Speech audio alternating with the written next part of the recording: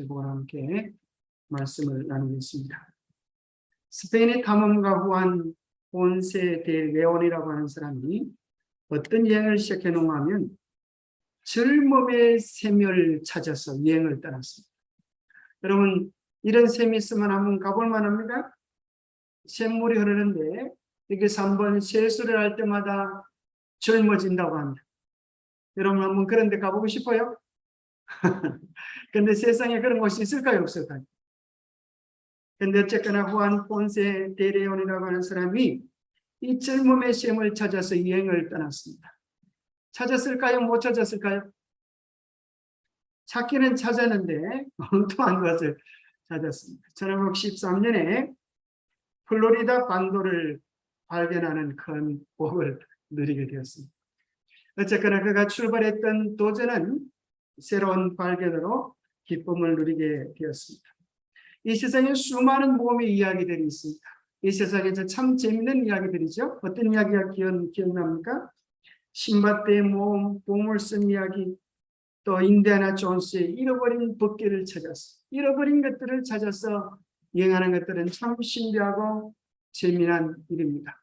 그러나 오늘 여러분들에게 더 신비하고 더 놀랍고 더 재미있는 참된 기회를 찾아서 올바른 기회를 찾아서 여행을 한번 떠나볼 겁니다.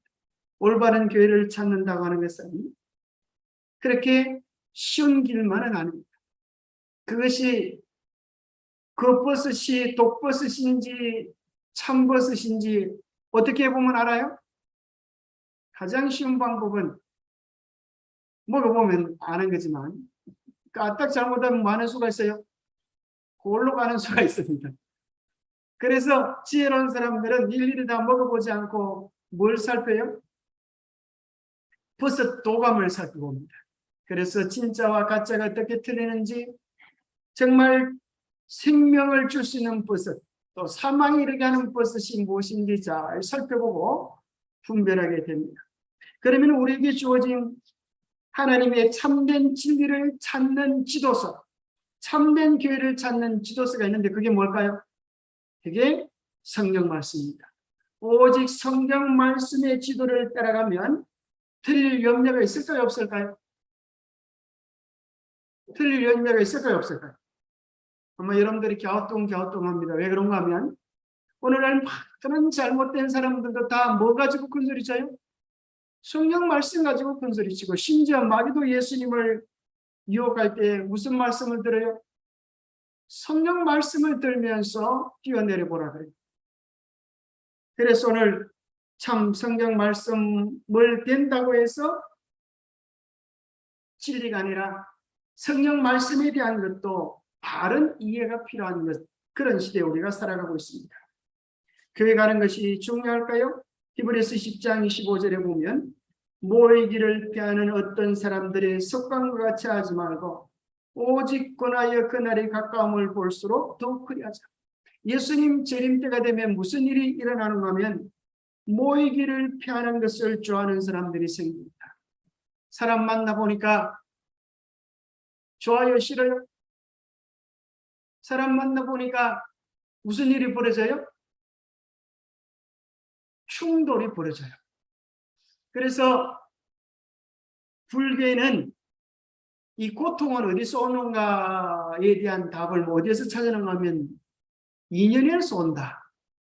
인연 전연하는 그런 연이 아니고 이 관계, 인간의 관계 속에서 온다. 그렇다고 하면 고통을 없애기 위하여 뭘 끊어야 된다? 인연을 끊어야 된다. 그래서 집을 떠나서 심신상골로 들어가서 인연을 끊고 지내보려고 애를 쓰지만 마음에 찾아오는 또 다른 원수들이 존재하는 것입니다. 그래서 성경 이야기하기를 마지막 때가 되면 코로나가 있어서 모이기도 어렵고 또 사람들이 바빠서 모이기도 어렵고 심지어 유튜브만 틀면 좋은 말씀들도 많이 나오는데 꼭 교회에 모여야 되나? 그렇게 말하는 사람들이 하나씩 둘씩 늘어간다고 했어요. 그렇지만 정말 주님을 사랑하는 사람들은 오직 권하여 그날이 가까움을 볼수록 더 많이 모이고 더 많이 기도하고 더 많이 함께 힘을 합해야 한다. 그렇게 말씀하고 계세요. 옛날에는 참 모닥불을 이렇게 피울 때가 있어요. 옛날에는 우리 대학교 MT를 가면 가을밤에 둘러앉아서 이렇게 모닥불을 피우면서 노래를 불러 쌓고 이렇게 아주 즐거웠던 때가 있어요. 근데 모닥불을 피우다가 한 나무를 그 불꽃에서 끄집어내면 끄집어냈던 막대가 어떻게 될까요? 불이 계속 타오를까요? 얼마 시간이 지나지 않아서 맥없이 꺼져가는 것을 발견하게 됩니다. 우리 신앙도 마찬가지 같아요. 함께 모일 때는 서로의 믿음과 용기를 격려하면서 함께 불타오를 수 있는 거예요. 내가 꼭 가야 되나? 내가 꼭 만나야 되나? 그런 생각은 마귀가 우리에게 주는 유혹들이에요. 그래서 한 번 빠지고 두 번 빠지고 세 번 빠지다 보면 금방 마귀가 마음속에 들어앉아가지고 안 가도 괜찮네 그런 생각을 하게 하는 것입니다. 안 오다가 걸음을 좀 옮기려고 하면 뭔가 쭈삣쭈삣하고 낯선 사람을 만나는 것 같은 그런 생각을 가지게 됩니다. 그러나 우리 주님 말씀하시기를 마지막 때가 되면 될수록 더 모이기를 힘쓰라고 했습니다. 특별히 이 세상에 많은 조직, 나라, 기관들은 무너지지만 우리 주님은 하나님의 교회를 어디 위에 세우겠다? 반석 위에 세워서 예수님 오실 때까지 무너지지 않게 하겠다. 하늘의 교회가 있다고. 하늘의 교회. 하나님을 예배하는 것. 불리냄을 받은 우리.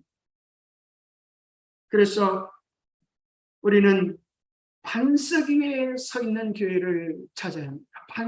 반석 위에 없는 교회도 있을까요? 반석. 그래서 어떤 목사님 이름은 서 목사님 아들을 낳았는데 아들 이름을 반석이라고 지었어요. 서반석. 그런 목사님 계십니다. 참 좋은 이름이죠. 자, 3번에 보면 예수님께서는 하늘로 승천하시기 전에 이 땅의 교회를 세우시고 가셨습니다. 가신 후에 세우셨습니다. 그래서 오순절의 역사를 보면 성령의 임재를 통하여 교회가 탄생하게 되는 것입니다. 그러면서 이 교회가 예수 그리스도께서 맡기신 그 사명을 끝까지 감당하는 예수 그리스도의 몸이 되게 된 것입니다. 사도행전 9장에 보면 온 유대와 갈릴리와 사마리아 교회가 평안하여 든든히 서가고 주를 경외함과 성령의 위로로 진행하여 더 번창해지는 교회의 모습을 이야기하면서 사도행전 2장 47절에 보면 주께서 그 교회에 구원받는 사람들을 날마다 더하게 하는 축복을 주시는 것을 이야기해 주고 계십니다. 왜 그렇습니까? 교회는 그리스도의 몸이기 때문입니다. 골로새 1장 18절에 보면 그는 몸인 교회의 머리시라. 우리가 그리스도를 사랑하면 그리스도에게 붙어 있어야 합니다. 그리스도에게 붙어 있다고 하는 의미는 교회를 통하여 그리스도께 연결되어 있음을 이야기하기도 합니다. 특별히 디모데전서 3장 15절에 보면 교회에 대한 분명한 정의를 뭐라고 이야기하는가 하면 하나님의 집이다 그랬어요. 그죠? 우리가 하나님의 집에 오는 그 기쁨과 즐거움으로 주님의 전을 찾아야 할 것입니다. 하나님의 집을 구약에서는 성소라고 했고 또 하나님의 집은 하늘에 있는 하나님의 집인 것입니다. 그래서 하늘 집에 들어가기 원하는 사람은 이 땅에서 하나님의 집에 들어오기를 기뻐해야 할 것입니다. 그러면서 이야기하기를 이 집은 살아계신 하나님의 교회요. 또 뭐가 되어야 된다고요? 진리의 기둥과 터가 되어야 한다. 간판은 하나님의 교회에 그렇게 내붙여놨는데 진리가 아닌 하나님의 교회가 많이 있어요. 간판은 하나님의 교회. 그 들어보니까 누가 주인인가 하면 안상홍이야 주인. 참, 교회 이름 하나님의 교회인데 지가 주인. 기가찰 노릇이 아니겠어요? 안상홍이가 죽고 나니까 하나님이 죽을 수 있어요, 없어요? 하나님은 돌아가실 수 없어요. 죽었다는 말은 사람이 장난친 것이라. 그러니까 이제는 그 부인을 갖다 하나님으로 시험해서 여자 하나님이다, 회개망측한 소리를 다 하고 있는 것입니다. 하나님의 집에 들어오기를 기뻐야 합니다. 이것은 믿음의 공동체가 되기 때문에 서로의 믿음을 일으켜주는 정말 좋은 신앙 공동체입니다. 왜 교회에 가야 하는가? 왜 좋은 교회에 가야 하는가? 왜 진리의 교회에 가야 하는가 하는 것을 다른 말로 생각해 보면, 환자가 누구를 잘 만나야 돼요? 의사를 잘 만나요. 그래서 돈이 좀 들더라도, 거리가 멀더라도 누구를 찾아가요? 용한 의사, 신통방통 꼬부랑통한 의사가 있으면 그 사람을 찾기 위하여 그 머나먼 수고를 주저하지 않습니다. 왜냐하면 뭐가 달린 문제이기 때문에요? 건강이 달리고 생명이 달리는 문제이기 때문에. 학생이 좋은 선생을 만난다고 하는 것은 중요한 일입니까? 어떤 선생을 만나에 따라서 그의 지식과 사상과 장래가 달라질 수 있습니다. 그래서 좋은 선생을 만나기 위하여 멀리 보따리 싸서 가기도 하는 것입니다. 마찬가지로 우리가 진정한 교회, 참된 교회를 찾는 것은 뭐에 관계된 문제예요? 이것은 우리의 영원한 운명과도 관계된 문제이기 때문에 바른 분별력을 가져야 합니다. 자, 교회 생활은 우리에게 어떤 유익이 있는가? 첫 번째는 교회는 그리스도의 몸이기 때문에 바르게 연결된 것은 우리에게 생명과 사망과 같은 영향을 미치기 때문에 바르게 연결되는 것은 정말 중요한 것이다. 뿐만 아니라 우리가 서로 지체가 되어서 서로를 돕는 일은 서로에게 유익이 되는 일이다. 교회는 진리의 기둥과 터이다. 참 놀랍게도 하나님께서 이 진리를 어디에 맡기셨어요? 교회라고 하는 연약한 그릇에 맡기셨어요. 그래서 구약에는 12지파, 신약에는 12제자, 요한계시록은 7교회가 있어서 초대교회부터 재림시대까지를 연결해주고 있는 것을 발견하게 됩니다. 그래서 여러분 교과에 나오는 내용들을 보면 교회는 우리 영적 생활을 향상시켜주고 우리가 다른 사람의 영적 생활에 영향력을 끼치도록 도와주는 것입니다. 그래서 교인들은 서로 연락하고 안부를 묻고 함께 사랑의 교제를 나누는 영적 가족입니다. 참 생각해 보면 남자가 좋은 여자를 만나는 거 중요합니까? 여자가 좋은 남자를 만나는 거 중요합니까? 한평생의 행복과 불행이 달려있는 것처럼 우리가 영적 좋은 믿음의 가족을 만나는 것은 우리의 신앙에 아주 중요한 것이 되는 것입니다. 우리는 교회를 통하여 복음을 좀 더 효과적으로 전할 수 있고 세상에 영향력을 미치는 하나님께서, 예수께서 우리에게 맡기신 사명을 감당할 수 있게 됩니다. 믿음의 공동체의 일원이 되는 것은 특별한 영적, 정서적, 사회적 이점을 우리에게 제공하는 아주 중대한 역할을 하고 있습니다. 특별히 6분에 보면 그런데 마지막 시대에 교회에 대하여 교회를 성경은 여자로 표현해놓고 있습니다. 예수 그리스도는 남자입니다. 그래서 하나님의 교회를 표현하기를 아름답고 우아한 시온의 딸이다. 아름답고 우아한 하나님의 백성이다. 요한계시록에 보면 마지막 시기에 두 교회가 있겠다라고 이야기합니다. 흰 옷을 입은 정결한 여인 같은 교회가 있고 깨끗한 교회가 있고 또 하나는 붉은 옷을 입고 짐승을 탄 엄녀 같은 교회가 있겠다. 자, 이 교회 중에 누가 더 인기가 있을까요? 엄녀 같은 교회가 인기가 있는 것입니다. 왜냐하면 세상에 수많은 왕들이 그와 더불어 음행하였고라고 하는 것은 세상에 수많은 정치 권력들이 그와 결탁되어져서 마지막 사건들을 이루어가는 것을 이야기해 주고 있습니다. 그래서 이런 것을 보면 교인들 숫자가 많다고 해서, 인기가 많다고 해서, 또 세계적인 영향력을 미친다고 해서 우리의 영원한 생명을 보장해 줄 수 있는 참 진리가 아닐 수 있다라고 하는 확정을 얻게 되는 것입니다. 자, 그럼 어떻게 어떤 교회를 선택해야 하는가? 가장 기본적이고 분명한 질문은 첫 번째, 예수님을 사랑하는 교회가 되어야 되지 않겠습니까? 교회가 예수님을 사랑하지 않으면 그게 교회일까요? 교회가 될 수가 없죠. 마치 교회는 그리스도의 신부라고 했습니다. 신부가 신랑을 사랑하지 않으면 어떻게 신부의 자격을 갖출 수 있다라고 말을 하겠습니다. 두 번째, 예수님을 똑바로 아는 교회, 예수님을 바르게 하는 교회 중요합니까? 그렇죠. 예수님을 바르게 아는 교회일 뿐 아니라 예수님께서도 알아주시는 교회. 그렇죠? 자기들만 예수님 안다고 해서 소용이 있는 게 아니라 사랑은 쌍방향입니다. 예수님이 알아주시는 교회.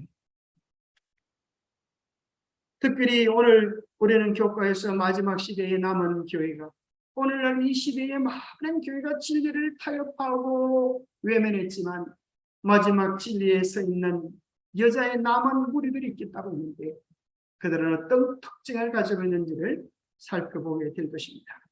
자, 여러분, 성경절이 이제 여러분 책이 없는 내용이라서 제가 이제 불러드립니다. 예수님을 사랑한다고 하는 것은 무엇으로 표현할 수 있어요? 어떻게 해요?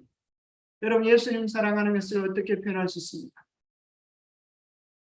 꽃을 갖다 바치면 사랑하는 겁니까? 재롱을 떨면 사랑하는 겁니까? 예수님께서 원하시는 방법으로 우리가 사랑을 표현하는데, 요한복음 14장 15절에 보면 너희가 나를 사랑하면 나의 계명을 지키리라, 그렇게 이야기하고 있어요. 하나님의 참 계명을, 하나님의 십계명을 바르고 분명하게 지키는 교회, 너무나 분명하지 않습니까? 예수님께, 하나님께서 이것은 영원히 변하지 않는다고 진수로 돌배 기록한 계명을 많은 사람들은 무시하고 있다는 것입니다. 두 번째, 예수님을 아는 교회, 요한일서 2장 4절에 보니까 그를 아노라고 그의 계명을 지키지 아니하는 자는 거짓말하는 자요 진리가 그 속에 있지 않다고 말씀하셨어요. 그래서 바르게 안다고 하는 것은 지식적으로 이론적으로만 알 뿐 아니라 그하여 삶을 들여 주님의 계명에 순종하는 그런 교회가 되어야 합니다. 특별히 예수님이 알아주시는 교회는 마태복음 7장에 보면 나더러 주여 주여 하는 자마다 다 천국에 들어갈 것이 아니요, 누가 들어가요? 다만 내 아버지의 뜻대로 행하는 자라야 들어가리라. 그날에 우리가 주의 이름으로 귀신을 쫓아내고 주의 이름으로 권능을 행치 아니하였나이까. 하지만 그때 주님께서 뭐라 그랬어요? 내가 너희를 도무지 알지 못하니 많은 자들아, 불법을 행하는 자들아 내게서 떠나가라. 그도 역시 뭐가 기준이 되는가 하면 불법, 하나님의 계명을 어기고 반대하는 자들을 우리 주님께서 모르시겠다, 그렇게 이야기해 주시는 것입니다. 특별히 마지막 시대는 어떤 일이 있겠는가 하면 그때의 사람이 너에게 말하되 보라 그리스도가 여기 있다 혹은 저기 있다 해도 믿지 말라. 거짓 그리스도들과 거짓 선자들이 일어나 큰 표적과 기사를 보여 할 수만 있으면 택하신 자들도 미혹하리라. 저는 이 말씀이 참 무슨 말씀인지 잘 몰랐어요. 여러분, 그리스도가 여기 있다 저기 있다 이런 소리 들어보셨습니까? 여기 그리스도가 나타났다 들어보셨어요? 못 들어보셨을 거예요. 그런데 요즘 제가 이제 좀 공부를 하면서 무슨 생각이 들어가면, 이런 예언들이 오늘 너무나 놀랍게 성취되고 있구나. 여러분, 예수님 꿈이라도 보고 싶어요? 꿈이라도 보고 싶어요? 예수님 꿈에 보시면 손 한번. 여러분, 예수님 꿈에 보는 거 이렇게 좋아하시면 안 돼요. 우리의 유일한 진리의 기준이 뭐예요? 말씀 속에서. 저 어떤 사람이 예수님 만나기를 참 정말 소원하고 예수님 꿈에 만나달라고 기도를 했는데 꿈속에 예수님이 나타났어요. 그리고 이 사람이 이제 보따리를 싸죠. 예수님 저 좀 데리고 가세요. 근데 예수님께서 네가 날 안 따라도 된다, 따라오지 마라, 그렇더라. 그런데 저는 예수님 따라가고 싶어요. 예수님 없이는 저는 살 수가 없어요. 예수님 따라가겠어요. 그렇게 따라가니까 예수님이 따라오든가 말든가 그러셨다는. 그래 아주 열심히 따라가는 예수님이 할 수 없어가지고, 그렇다면 좋다, 내가 가르쳐주면 내가 하는 대로 따라해봐라. 노트를 펼쳐놓고 똥물배기를 그려보라. 자기도 똥물배기를 그리고 예수님이 삼각형을 그려보라 해 삼각형도 그리는데 예수님 그린 것보다 자기가 더 잘 그린 것 같다는 거예요. 근데 예수님이 이제 다 똥물배기를 가르친 다음에 이렇게 얘기하는 거예요. 내가 너에게 더 가르쳐 줄 게 없다, 하산하라. 그러다는 거예요. 그러면서 예수님이 조만치 가시면서 하늘로 올라가시는데, 예수님 저를 두고 가면 어떻게 합니까? 저도 데리고 가셔야죠. 그때 예수님이 품에서 탁 품을 펼쳐드리면 품속에서 큰 붓을, 아주 좋은 붓을 갖고 여따 이거 받아. 그래서 붓을 딱 받았는데 꿈이 깼다는 거예요. 그래서 누군지 아세요? 그 사람이 정명석이에요. 정명석. 그래서 이 사람은 설교를 하면 기본이 4시간씩 하는 4시간씩. 그리고 이제 무슨 얘기를 많이 해주는가 하면 꿈속에서 만난 예수님 이야기를 하면서 또 무슨 얘기를 하는가 하면 이렇게 한다는 거예요. 예를 들어서 홍원자 집사를 이제 예를 든다면 이렇게, 이 설교를 하다가 예를 저녁에 집에 탁 돌아가면 저녁에 홍원자 집사 영을 불러가지고 오늘 그걸 물어보는, 오늘 예배 시간에 똑똑히 배웠나? 이렇게 물어본다는 거예요. 그럼 이제 그 영이 또 대답을 한다고. 오늘 듣긴 들었는데 무슨 소리 통 모르겠어요? 그럼 또 이 사람이 이야기하기를, 그래가지고 어떻게 신앙을 하나 똑바로 좀 못하나? 이렇게 얘기하면서 그런 일들이 벌어진다. 처음에는 도무지 빠지지 않을 많은 사람들이 그 속에서 예수님 이야기를 듣고 꿈속에서 만난 실제적인 마치 계시 같은 그런 이야기를 들으면서 많은 사람들이 어떻게 빠지는가 하면, 주부는 오늘 우리들에게 말씀을 주시는 직통 계시의 주인이다, 이렇게 이야기한다. 그러면서 자기가 오늘 이 시대의 메시아다, 그렇게 이야기를 하는 사람들이 많은데, 바로 이게 그리스도가 여기 있다, 저기 있다는 것이. 오늘날 많은 사람들이 그렇게 하는 사람들이 엄청 많다. 그리고 여기 이제 빠졌던 한 분이 간증하는 걸 보니까 이런 이야기를 합니다. 오늘 저쪽에서 지금 일본에서 태풍이 부는데 정영석이 설교다 그러잖아. 오늘 저녁에 내가 태풍이 눈가를 쏙 빼겠다. 그러다는 거예요. 그런데 그 다음날 뉴스를 보니까 뉴스에 뭐가 나오는가 하면 태풍이 올라오다가 눈알이 빠져갖고 못 올라온다고 그런 뉴스가 나오더라고요. 참 놀랍잖아요. 그래서 그렇게 한번 빠진 사람들은 헤어나오지를 못한다. 정명석이가 간음죄로 10년 동안 감옥을 살다 왔는데 재수 번호가 1176번이라.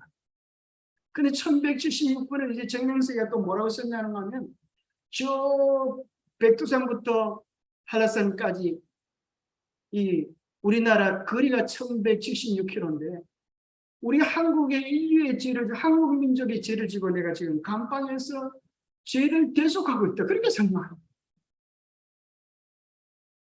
여러분들은 웃을지 몰라도 거기는 수많은 사람들은 아주 눈물을 흘리면서 감동합니다.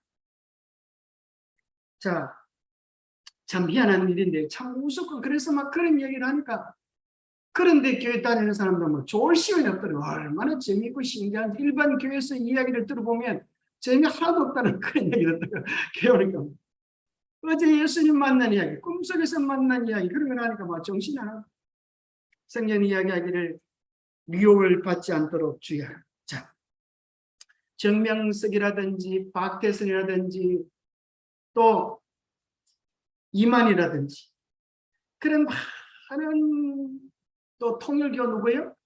문선명이라든지 이런 사람들이 쓰는 첫 번째 가르치는 내용이 뭔가면 마태복음 13장 34절에서 35절에 하는 거예요.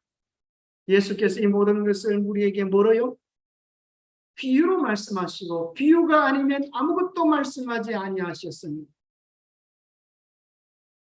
이런 선지자를 통하여 말씀하신 바 내가 입을 열어 비유로 말하고 창세로부터 감추인 것들을 드러낸다. 자, 예수님 뭐가 아니면 이야기하지 않으셨다고요?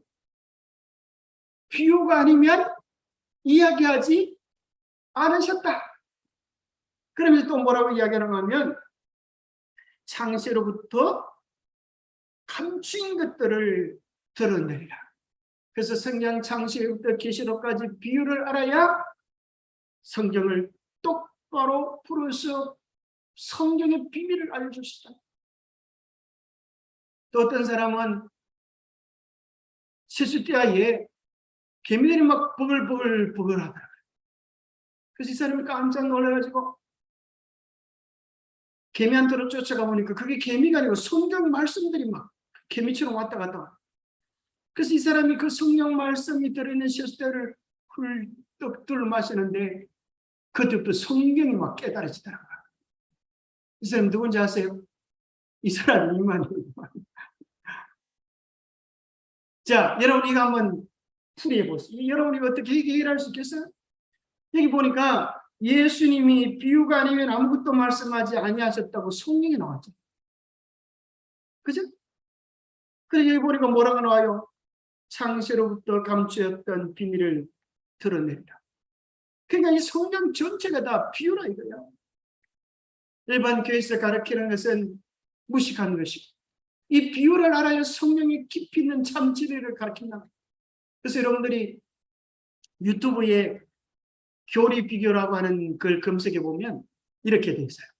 일반 한기총에서는 이렇게 이야기하는데 큰 택도 없는 소리다. 그것은 거짓말쟁이가 틀렸으니 거짓말쟁이 아비 마귀에게서 배우는 것이다. 그럼 우리가 진짜를 알려주겠다. 그럼 이 비유로 쫙 풀어가지고 이것이 진짜다. 그럼 이 구원받으려면 신천지론으로 이렇게 항상 그 패턴이 그렇게 돼 있어요. 자, 여러분 이거 어떻게 풀 수 있겠어요? 비유가 아니면 아무것도 말씀하지 아니하셨습니다. 그러면서 요한복음 16장 15절에 보면 이것을 비유로 너희에게 일렀거니와 때가 이르면 다시는 비유로 너희에게 이르지 않고 아버지에 대한 것을 밝히 이르리라. 자, 여기 보면 때가 되면 다시는 비유로 너희에게 이르지 않고 아버지에 대한 것들을 밝히 풀어줄 때가 있는데 드디어 말씀의 사자 이만희가 와서 이 비유에 대한 진짜를 풀어주겠다. 이렇게 얘기해요. 그럼 놀랍잖아요? 그러면 좀 배우고 싶잖아요? 눈을 감고 계시는데. 저기 보면, 자, 한번 예를 들어보겠습니다. 여기 보면 에덴 동산에 보면 뭐가 있어요? 생명나무와 선악을 알게 하는 나무가 있습니다. 근데 이 나무가 뭐냐, 이게 나무가. 나무가 뭘까요? 자, 여러분, 자, 나무가 뭐예요? 대답을 잘 못하시네. 나무가 뭐예요? 나무가 나무지, 나무가 뭐예요? 자, 선악과는 뭐예요? 선악과 실제 나무예요. 근데 이제 이만희는 이게 나무가 아니다. 나무. 다 비유다. 그럼 나무는 뭔가? 사람의 이론으로 푸는 게 아니라 성경 말씀으로 풀어야 되는데 이사야 5장 7절을 보니까 나무는 유다 사람이다. 나무는 사람이다. 일리가 있습니까? 나무는 사람이어서 이제 이 세상에는 두 나무가 있다는 거예요. 생명나무와 사망나무. 생명나무에 붙어있는 사람은 생명을 얻고 선악을 알게 하는 거짓의 나무에 붙어있는 사람들은 멸망하고 구원받는데 그 예를 들면서 초림 때는 생명나무가 누구다? 생명나무가 예수입니다. 그래서 예수님이 길이요 진리요 생명이다 그랬다. 바로 이게 생명나무 예수님이다. 그래서 생명나무 예수님을 따라간 사람들은 구원을 받고 예수님 초림 때 선악과 나무, 거짓 나무 바리새인들을 따라간 사람들은 다 멸망했다. 말이 돼요? 말이 되잖아요. 말이 되는. 그러면 오늘 이 시대의 생명나무는 누구인가? 그래서 이제 이만희가 생명나무다예요. 하나님께서 정녕 먹지 말라 하신 선악나무는 무엇인가? 나무가 사람이라고 하니까 여기 뭐가 선악나무인가? 하나님의 목자는 생명나무요, 사탄의 목자는 선악나무다. 이 두 가지 나무의 안전 두 가지 새가 있는데 하나는 새가 뭐다? 영이다. 그래서 하나님의 참교회는 성령이 와서 가르쳐주고 거짓 교회는 악령 마귀가 와서 가르쳐주기 때문에 그 교회 가면 멸망한다. 여기 보니까 선악나무는 귀신의 나라 바벨론의 느부갓네살 왕이 위한 마귀의 신이 앉은 거짓 목자입니다. 그러니 천국의 비밀 그 실체를 알고 싶으면 신천지로 오십시오. 이렇게 하면 성경을 딱딱 짝을 맞춰 설명해 주면 많은 사람들이 신천지에 가야 구원을 얻나 보다 그렇게 생각해요. 그런데 이 사람들은 뭘 무시하는가 하면 문맥을 무시해요. 문맥. 앞뒤가 뭐라고 말씀하는지에 대한 것들은 다 무시하고 성경 전체를 비유로 풀어가지고 지 맘대로 해석합니다. 이것이 다 이단들이 전문적으로 쓰는 겁니다. 자, 비유로 가르치셨는데 그 13장 3절 시작하는 데 보면 뭐라고 나오는가 하면 예수께서 비유로 여러 가지를 그들에게 말씀하여 주셨다. 그렇게 이야기하시고 13장 53절 그 비유를 다 설명하신 다음에 뭐라고 나오는가 하면 예수께서 이 모든 비유를 마치신 후에 비유를 뭐 하셨다고요? 마치셨다고 나오잖아요. 그러니까 그날은 예수님께서 하루 종일 비유만 이야기해 주십니다. 성경 전체가 비유가 아니고 그래서 성경의 문맥을 똑바로 알면 바르게 이해할 수 있게 되는데 그들은 이런 것들을 다 감추는 것입니다. 그러면서 여기 보니까 비유를 마치셨다고 하죠. 그러면서 이제 신천지는 또 이렇게 얘기합니다. 자, 매 시대마다 배멸구가 있다. 배멸구. 배교를 하면 멸망하고 그 다음에 구원자가 온다. 에덴 동산에서는 아담이 뭐 했어요? 배도를 했어요. 배도. 하나님의 계명을 어겼어요. 그래서 멸망에 처해지는데 구원자가 왔다. 매 시대마다 하나님께서 구원자를 보내는데 노아 시대는 누가 구원자예요? 노아다. 아브라함 시대는 아브라함, 모세 시대는 모세다. 그런데 이스라엘 백성은 계속 배도와 멸망을 얻고 그 다음에 구원자가 나오는데 구원자가 예수다. 그런데 오늘날 이 시대의 구원자는 이만이다. 그렇게 설명을 합니다.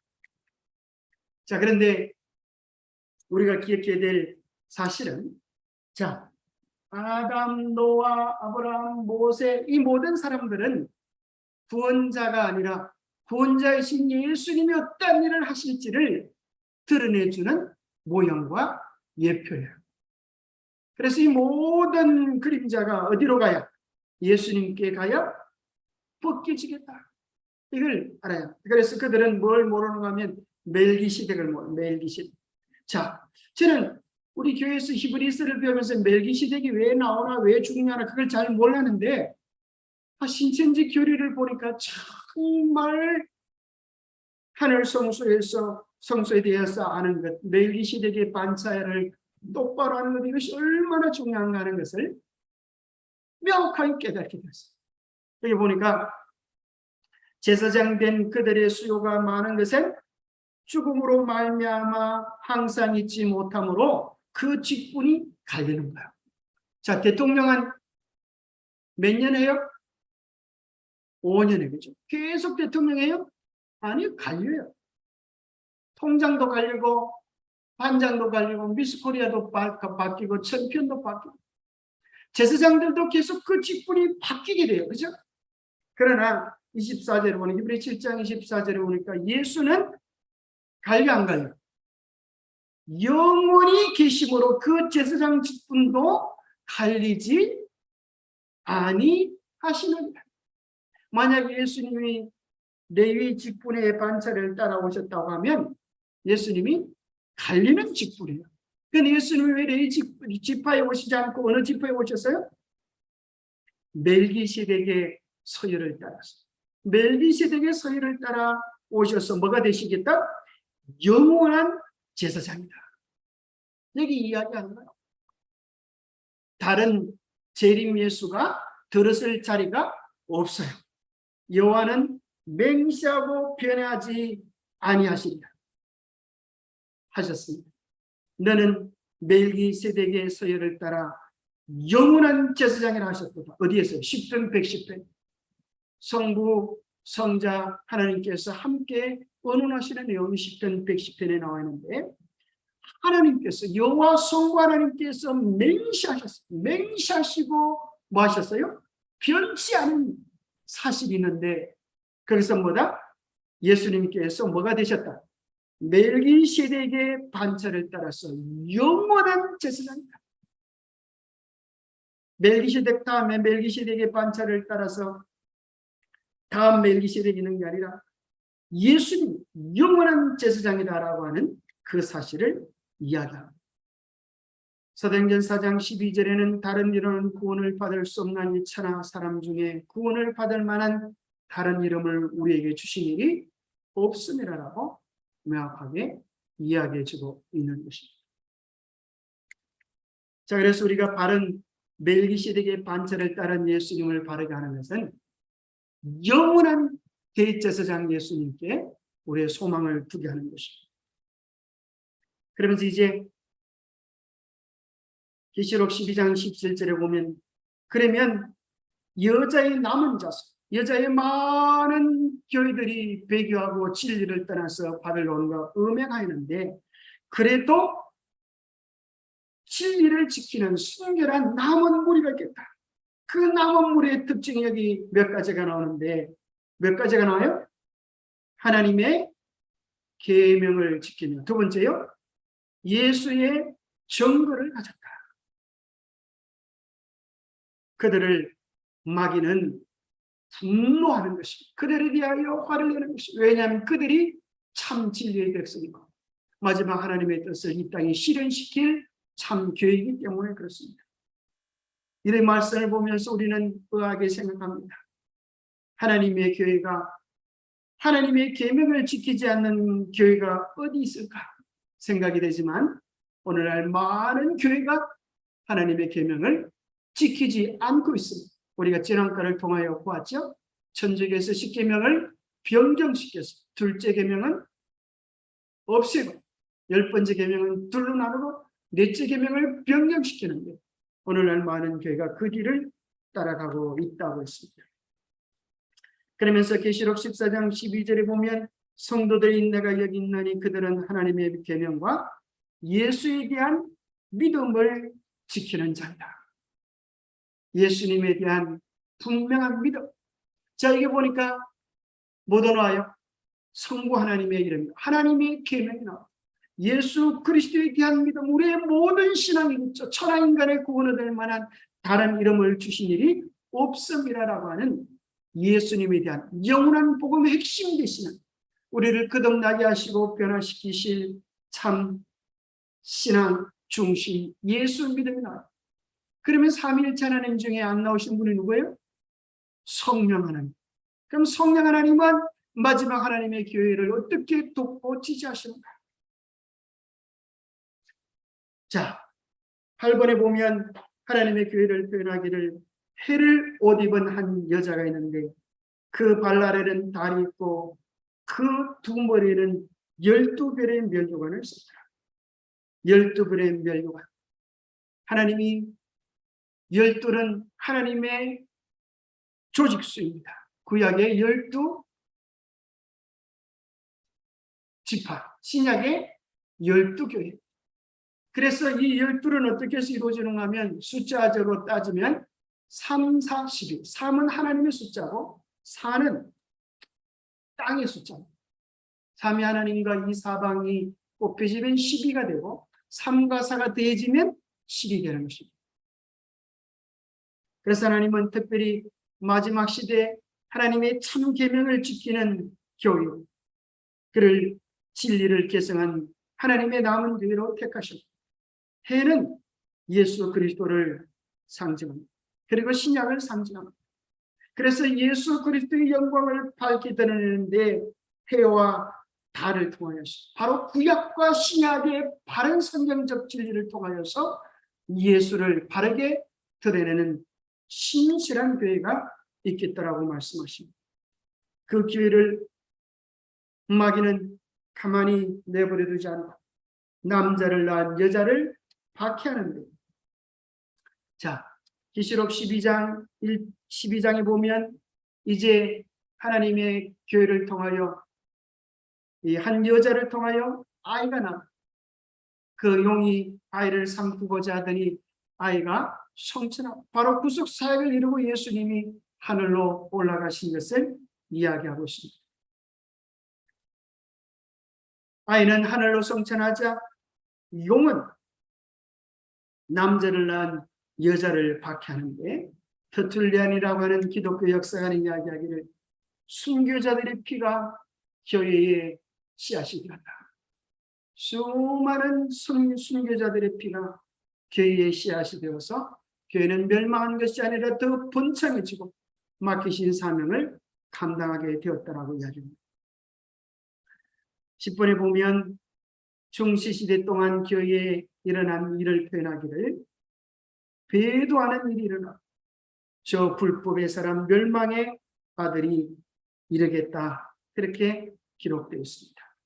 그래서 그 불법의 사람 멸망의 아들이 하나님의 교회를 핍박하는데 얼마 동안요? 그 여자가 광야로 도망하며 거기서 1260일 동안 그를 양육하기 위하여 하나님께서 예비하신 곳이 있더라. 광야로 도망하였어. 하나님의 교회가 도망하여서 1260일 동안 보호를 받고 1260일 후에 나오게 되는 것입니다. 그래서 로마 교황의 박해를 피하여 산골짜 깊은 알프스 산속으로 들어갔던 진리의 계승자들을 우리는 생각해 보게 됩니다. 한때, 두때, 반때가, 자, 1260일은 한때, 두때, 반때를 더하면 몇 때가 됩니까? 때라고 하는 것은 년입니다. 그래서 세 때 반은 얼마가 돼요? 몇 개월이 돼요? 자, 여러분, 이게 아주 중요한 것입니다. 3년 반은 몇 개월이에요? 3년. 3년 하면 1년은 12달이고, 그죠? 3년을 하면 36개월에다가 6을 더하면 42달이 되죠. 계산이 잘 되시죠? 자, 그래서 42달인데 성령의 연상의 한 달은, 자, 여러분 달력을 보면 한 달이 며칠로 되어 있어요? 28일도 있고 31일도 있고 30일도 있고, 어느 것이 기준이 잡아야 되는 것이 명확잖아요. 그래서 성경에는 그것을 딱 명확하게 30일로 연상해서 기준을 하고 있습니다. 그래서 42달 곱하기 30을 하면은 1260일이 나옵니다. 그래서 성경에는 똑같은 표현이 몇 번 나오는가 하면 이것이 한때, 두때, 반때, 42달, 1260일 다 합쳐서 7번 나오면서 서로 비교해서 틀리지 않도록 그렇게 확인해 주고 있습니다. 그래서 에스겔 4장 6절에 보면 연일 원칙에 하루가 1년이다 하는 것을 통하여서 538년부터 1798년 1260년간의 중세 암흑 시대를 이야기해 주고 있습니다. 여러분, 이거 다 계산할 줄 아시지? 아주 중요합니다. 이것을 똑바로 알아야 거짓과 참을 분별할 수 있게 되죠. 이것은 자 여러분들이 어떤 사람인지 이렇게 물어요. 왜 1260일이 1260년이 됩니까? 그렇게 물어요. 그러면 우리가 뭘 얘기해 줘야 돼요? 바로 연일 원칙을 적용해서 에스겔 4장 6절에 나오는 것들 이런 것들을 적용해서 이루어진다. 왜 그러냐면 뭔 예언을 얘기할 때 성령은 특별한 기호를 씁니다. 예를 들어서 우리가 내년에 만나자, 내년 봄에 만나자 이렇게 얘기하지. 우리가 365일 후에 만나자 이렇게 얘기하잖아요. 이 특별한 숫자는 특별한 암호라고 하는 사실을 발견하게 됩니다. 그래서 538년부터 1798년까지 작은 뿔이 성도를 괴롭혔던 기간이라고 하는 사실을 우리가 다니엘서 몇 장이요? 7장과 9장의 연구를 통하여 이해할 수 있습니다. 이걸 잘 이해하지 못하신 분은 반드시 다니엘서 7장, 9장 방송을 다시 들으셔서 점검해 놓으세요. 자, 이제 보여드리겠습니다. 일반 잘못된 엉뚱한 사람들이 이걸 어떻게 쓰는지. 참 바른 자 그래서 옛날 미국에서는 가짜 화폐가 많이 뜯을 때 가짜 화폐가 어떻게 틀린가를 가르쳐주지 않고 뭘 보여주는가 하면 진짜 화폐가 어떻게 생겼는지를 똑똑히 보여주니까 가짜 화폐들이 다 분별이 됩니다. 자 일반 이상한 데서 이걸 어떻게 설명하는가 하면 자 이렇게 이게 이제 신천지에서 가르치는 도표입니다. 자 1980년에 유재열이라고 하는 이제 이만희의 선배예요. 이만희가 어디서 배우는 거면 유재열이에게서 유재열이 장막성자. 그 전에 이제 박대선에게서 또 10년 배우고 그러니까 이상한 데 쫓아다니면서 사기를 많이 당해요. 집도 돈도 사기당하고 그러다가 나중에 자기가 이제 다시 사기 집단을 만들게 되는데 자, 이거 보면 뭐라고 나오냐면 이 첫 장막이 없어진 날 이게 유재열의 장막성절 유재열이라고 하는 사람이 장막성절을 만들었어요. 그러면서 그것이 없어진 날이 1980년 9월 14일이고 그때부터 1260일 42개월이 지나고 나서 계산해 보니까 1984년 4월 14일이 신천지가 창립이 돼서 바로 신천지 샤넬과 새 땅이 이루어졌다. 그렇게 여기다 갖다 붙이는 거예요. 자, 이 도표가 또 뭐가 잘못되는가 하면 그래서 이게 보세요. 장막성전이 있던 곳이 유재일 장막성전이 있던 곳이 오늘 어디가 되는가 하면 서울대공원 자리예요. 서울대공원 자리에 원래 유재일의 장막성전이 크게 있었는데 그걸 두드리 부수고 거기다가 어린이 대공원이 생긴 거예요. 서울 어린이 대공원. 그 어린이 대공원을 그 유재리 장막성전을 두드리 부순 사람이 누군가 하면 여기 보니까 박정희 정권 사이비 이단 수사 그렇게 하는데 박정희가 두드리 부순 게 아니고 전두환 대통령도 두드리 부쉈어요. 또 이거 대통령도 똑바로 알지 못하고 그것도 틀렸고 이 연도를 계산하는 것도 참 엉뚱하게 계산하는 것입니다. 이만희가 여기 갖다 붙였는데 이만희에 있어서 자 이만희는 또 얼마나 웃겼는지 보세요. 천국의 비밀 요한계시록의 실상 이 책에 보면은 도서출판 신천지 보혜사 이만희죠. 보혜사예요. 보혜사. 여러분하면 또 다른 보혜사가 와서 저희를 모든 진리 가운데로 이끄시겠다. 이 비밀을 풀어주는 사람이 바로 보혜사예요. 근데 보혜사가 얼마나 무식한지 한번 보겠습니다. 보니까 이렇게 돼 있어요. 파란색으로 이제 줄지란에 보면 자신의 이름이 생명책에 기록되었는지 없는지 되었는지를 반드시 참목자에게 물어 확인해 보아야 한다. 참목자가 이제 자기들 이름이 생명책에 있는지 없는지를 안다는 거예요. 그러면서 뭐라 그러냐면 예수님이 제자 빌립이 동역자들의 이름이 생명책에 있다고 말한 것을 보면 생명책에 농명된 여부를 알 수 있다. 빌립보서 4장 3절. 여러분 뭐가 틀렸어요? 예수님이 제자 빌립이 동역자들의 이름이 생명책에 있다고 말한 것을 보면 생명책에 농명된 여부를 알 수 있다. 빌립보서 4장 3절에 보면은 무슨 내용이 나올까요? 응? 자, 생명책에 대한 내용의 언급이 나오는데 참 이 말이 얼마나 무식한가 하면 빌립보서 4장 3절의 내용을 누가 썼다고요? 예수님 제자 빌립이 썼다. 빌립보서니까 빌립이 쓴 책이 되겠어요. 무식이 충만하죠. 빌립보서는 누가 쓴 거예요? 바울이 누구한테 보낸 편지예요? 빌립보 교회에게 보낸 편지예요. 그런데 계시받았다는 자가 얼마나 무식한지 빌립보서를 빌립이 썼단 말이야. 그렇게 아주 정신없는 소리를 해도 많은 사람들이 따라다니는 것이죠. 이게 유재열의 장막성전. 유재열의 장막성전은 또 세례명 60일을 어떻게 갖다 붙이는지 보면 참 기가 참. 유재열은 장막성전이 1966년 3월 1일에 장막성전을 설립하는데 이때 나이가 18살. 대단하죠. 18살에 설교를 해가지고 얼마나 많은 사람들을 끌어다니죠. 그러면서 거기다가 1260일을 더하면 1969년 11월 11일 날 예수님의 재림이 온다. 이렇게 예수님 재림 날짜를 정하는데 1260일을 정해가지고 그렇게 했어요. 그래서 이때 14만 4천인이 이 장막성전에 몰려오면 살고 그렇지 않으면 다 죽는다. 그래서 얼마나 많은 사람들이 여기에 갔는지 모릅니다. 성경을 똑바로 하는 것이 얼마나 중요한 것이라고 하는 사실을 우리는 발견하게 되는 것입니다.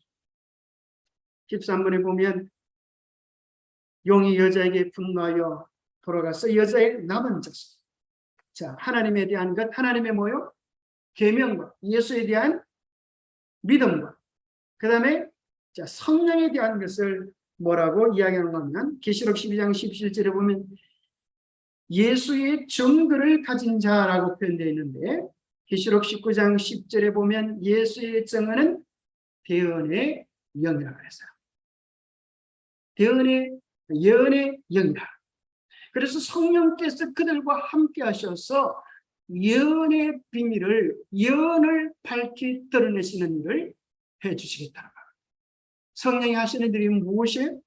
장래일을 너에게 알리시겠다는 거예요. 그래서 참 놀랍게도 이 예언의 영은 놀랍게도 이 세상에 있는 수많은 거짓 재림 예수들은 뭐 하는가 하면 성경을 비유로 풀어서 성경의 본래 뜻을 왜곡시키고 변질시키고 엉뚱하게 쓰는 것입니다. 그런데 성경을 예언의 영이 오시면 성령이 오시면 성경을 말씀 그대로 바로 분명하게 정언하여서 예수 그리스도를 더욱 높이도록 정언해 주고 있어요. 그런데 거짓 재림 예수들은 성경을 왜곡시키는 목적이 뭐예요? 자기를 최고의 왕으로, 자기를 최고의 지혜자로 경배하도록 만드는 것입니다. 그래서 그 사람들이 머리에 뭘 쓰는가 하면 면류관을 씁니다. 이만희가 면류관을 쓰고 춤을 추고 또 통일교 문선명이가 면류관을 머리에 쓰는 것입니다. 자기가 왕이다.